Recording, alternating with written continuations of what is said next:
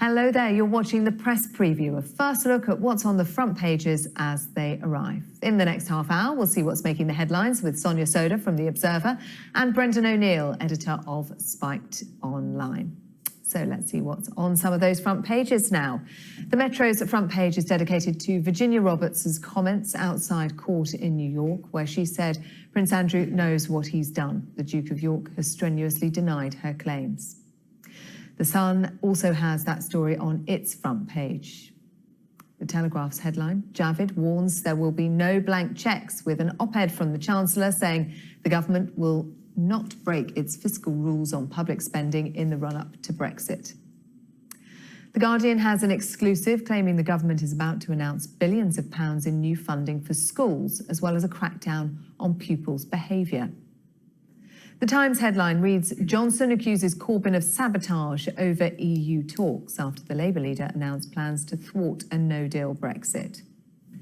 The Eye leads with plans by opposition parties to block a no-deal Brexit. The Financial Times has news of a potential merger between tobacco giants Philip Morris and Altria, which would make it the world's largest tobacco group. And tonight we're joined by Sonia Sodha from The Observer and the editor of Spiked Online, Brendan O'Neill. Good evening to you both. Thank you very much for coming in. So we're going to kick off with The Eye and this meeting of opposition parties today and what they have agreed to do, Sonia. Yeah, so even though it's August, the political stories are coming thick and fast, and the biggest Westminster story is this meeting, this summit that took place in Jeremy Corbyn's office today. And what happened was that the leaders of all the main opposition parties met with him in his office, and they've agreed a way forward. All of these parties are anti-no deal, Britain crashing out without a deal. It reflects the fact that 2/3 of MPs in Parliament are against no deal, only 34% of the public, so a small minority of the public support it. So, but Boris Johnson has said we're leaving do or die on the 31st of October, and a lot of people feel that that means that it's really increased the likelihood of no deal. So I think a lot of people who are very anti-no deal will look at this and feel very positive, actually, because over the last couple of weeks, there's been a lot of arguing within the anti-no deal ranks about the best way of stopping the government. And actually, what we've seen today is some form of agreement. So what's going to happen is that MPs are going to concentrate on legislating, on seizing control of the parliamentary agenda and basically telling the government that it can't let us crash out without a deal, that it either needs to get a deal or get an extension to Article 50. So I think this is really positive. Nobody voted for a no-deal Brexit. That wasn't on the ballot paper. And, most MPs are opposed to it. And this is one way, there's been all this talk about Boris Johnson potentially proroguing Parliament, which I think would be incredibly anti-democratic. This essentially is Parliament striking back. And I think we're set for a big showdown now in September and October. And this is a shift in tactics, Brendan, isn't it? The no confidence vote and the suggestion of Jeremy Corbyn as an interim leader, interim prime minister, has been abandoned for now in favour of going down the change in law route. Yes, so there has been a change in tactics. I still think it's a complete and utter disaster. I actually think this is a really dark day for the British left, because what we have are the supposedly left-wing parties conspiring to thwart the largest democratic vote in British history, because they are not only opposing a no-deal Brexit, they're not only opposing a supposed crashing out, to use the kind of exaggerated language that is quite favourable now, they are also calling for a second referendum. They're calling for a second vote. And the thing is, which I don't think they understand the seriousness of this, that if you have a second referendum before the result of the first one is enacted, you are voiding the votes of 17.4 million people. You are making them null and void. You are saying those votes, those 17.4 million votes that you made in good faith, don't matter. You don't matter. You voters don't count. And because we are more enlightened than you, as is the implication of Corbyn and Swinson and everyone else's arguments, we are going to decide what the future ought to be. So I actually think this is an incredibly serious moment in British politics, because this is not simply about saying a no deal would be bad in these various ways. This is also about saying the decision made in 2016 was wrong. We are going to override it. We are going to force you to vote again. And that will send the message to the public that their votes, which is the only voice they have, they don't come on TV shows, they don't have newspaper columns, they don't have seats in Parliament. It's the only voice they have. it doesn't matter. And so I think Corbyn in particular, who's a lifelong Eurosceptic, doesn't appreciate the seriousness of the road that he's going down. I mean, you talk about it being anti-democratic, but I mean, when potentially one of the other options is proroguing Parliament. I'm against the proroguing of Parliament, but I think, you know, and there's all this talk about Boris Johnson pursuing a coup against parliamentary democracy. I think proroguing Parliament is a bad idea, but if anyone in this country is pursuing a coup right now, it is the rest of the political establishment pursuing a coup against the largest democratic vote in history. And so, you know, of course, Boris has created this standoff between the executive and Parliament, and that's not good. But parliamentarians, who are largely opposed to Brexit, are having a standoff between Parliament and the people, and that is far worse. I'm just going to bring in the Metro, Sure. which is also covering this with Tory rebels and urged to join a fight against a no deal. What did you want to say? Well, I was just going to address some of what Brendan just said. I think it's actually incredibly melodramatic to call this a coup.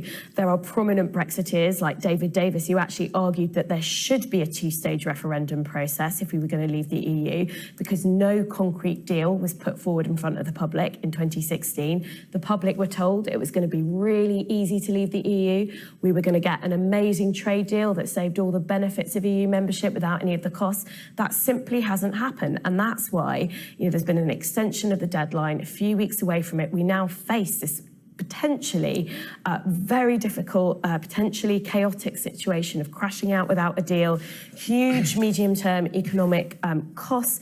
Every economic forecast shows that. So it's not anti-democratic, given with more information that we've got over the last 3 years to go back to people and ask them again. What about referendums aren't anti-democratic? That's what people like, you know, the Labour Party are arguing. What about the information we've had over the past week or so from the meetings in France and Germany last week and at the G7, Boris Johnson potentially having 30 days to come up with an alternative to the backstop? Is this not undermining his negotiating position? He himself said European leaders think this is going to happen and therefore they're not going to give us any. The thing is, I mean, in response to Sonia, this is not a two-stage referendum of the kind that David Davis was suggesting. A second referendum would be an attempt to thwart the first referendum. That's why Remain would still be an option, and I have no doubt that the Leave option on that referendum would be watered down too, probably be between no deal or the withdrawal agreement or whatever it might be. So a second referendum is explicitly a very cynical, very clear attempt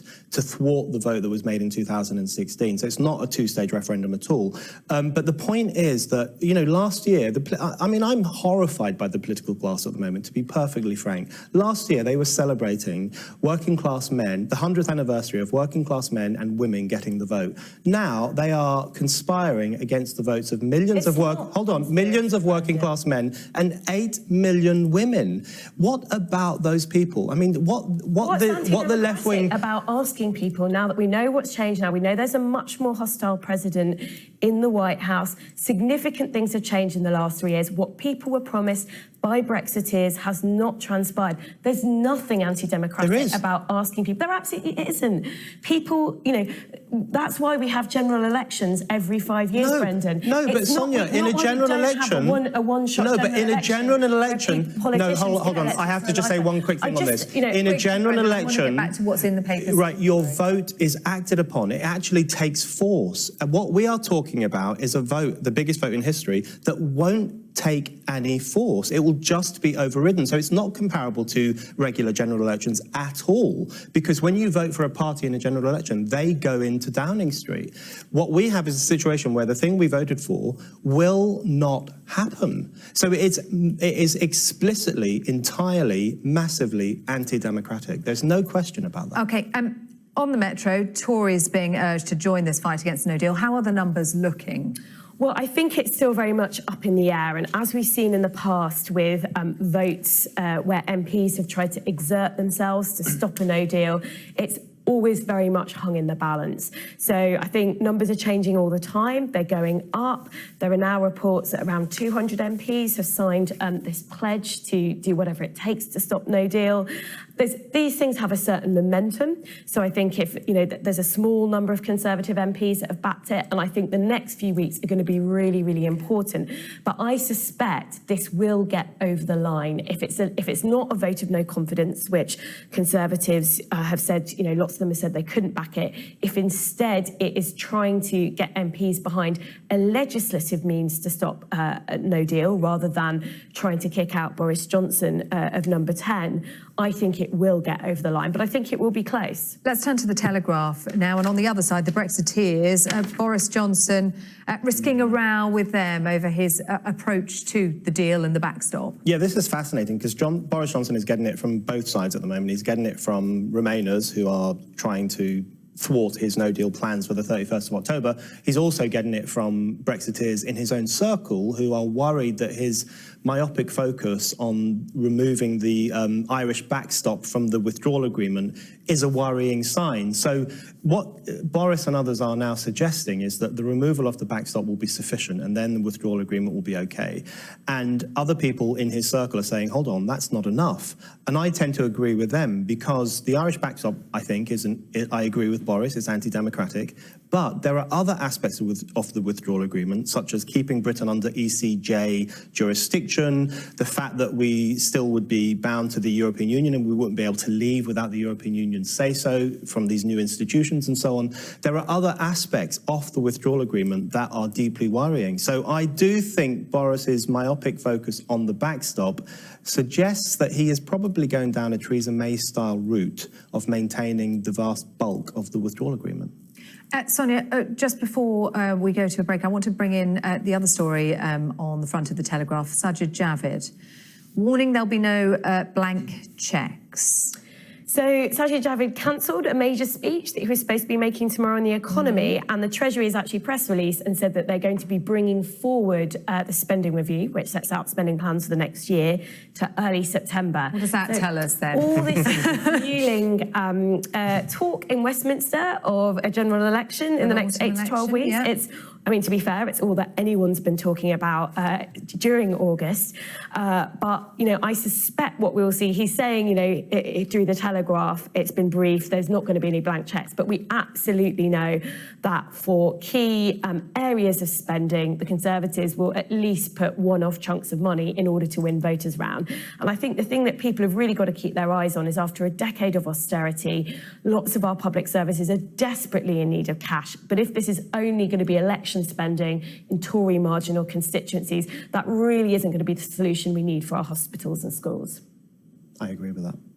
I'm on board with that. I tell you what, I'm going to take us to a break on that note of agreement. The first one we've had. Brendan, Sonia, thanks very much for now. We're going to be back in a few minutes. And while the Amazon fires burn, the row between Brazil's president and President Macron. We'll have more.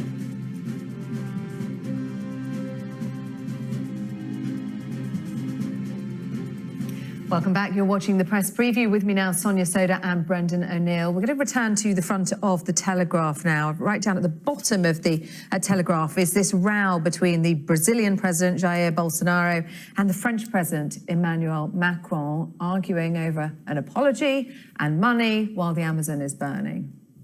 So this has really escalated in recent days. Macron was rightly, I think, has been very critical of Bolsonaro.